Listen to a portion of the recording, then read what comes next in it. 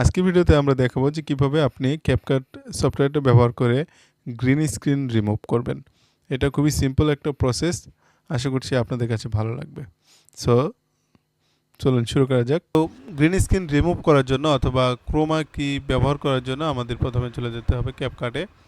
এখান থেকে আমরা একটা green screen video clips import করব বা ইনক্লুড করব। তো আমরা স্টক ম্যাটেরিয়ালসে চলে গেলাম।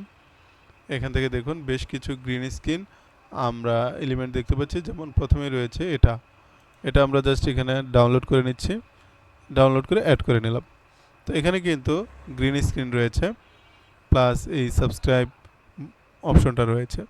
তো যদি আপনি এই গ্রিন স্ক্রিনটা রিমুভ করতে চান তাহলে কি করবেন, জাস্ট এই ভিডিওটাতে সিলেক্ট অবস্থায় থেকে চলে যেতে হবে ভিডিওর এই অপশনটাতে, এখান থেকে চলে আসতে হবে রিমুভ বিজি এই অপশানে। এখানে রয়েছে ক্রোমা কি এই অপশানটাতে আমাদেরকে টিক মার্ক দিয়ে দিতে হবে। দিলাম, দেওয়ার পরে এখানে দেখতে পাচ্ছেন একটা পেন্সিল আইকন রয়েছে। এই পেন্সিল আইকনটাতে ক্লিক করতে হবে, করে এখানে আপনি যে অংশটুকু মানে কালার রিমুভ করতে চাচ্ছেন সেই অংশের উপরে দেখুন এখানে ধরলেই কিন্তু কালারটা রিমুভ হয়ে যাচ্ছে।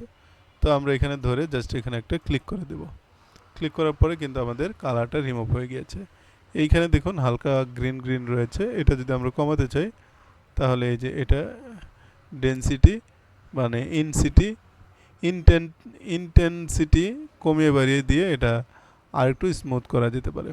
যদি কোনো শ্যাডো থাকে তাহলে শ্যাডোগুলো মুছে দেওয়া যেতে পারে, যদিও এটাতে কোনো শ্যাডো নেই কারণ এটা হচ্ছে একটা কম্পিউটারে তৈরি করা প্রজেক্ট, এটা আসলে কোনো শুটিং করা প্রজেক্ট নয়। তো এভাবে করে আমরা কিন্তু আমাদের গ্রিন স্ক্রিন রিমুভ করতে পারি। তো এখানে যদি আমরা একটা ক্লিপ অ্যাড করে দিই, যেমন এটা যদি অ্যাড করি তাহলে কিন্তু আমরা আমাদের ক্লিপটা কি হলো সেটা একটু বুঝতে পারবো। এই যে এখন আমরা এটা এদিক সেদিক করে আমাদের সুন্দর জায়গা মতো বসিয়ে দিতে পারি, তাহলে দেখতে অ্যাট্রাকটিভ লাগবে।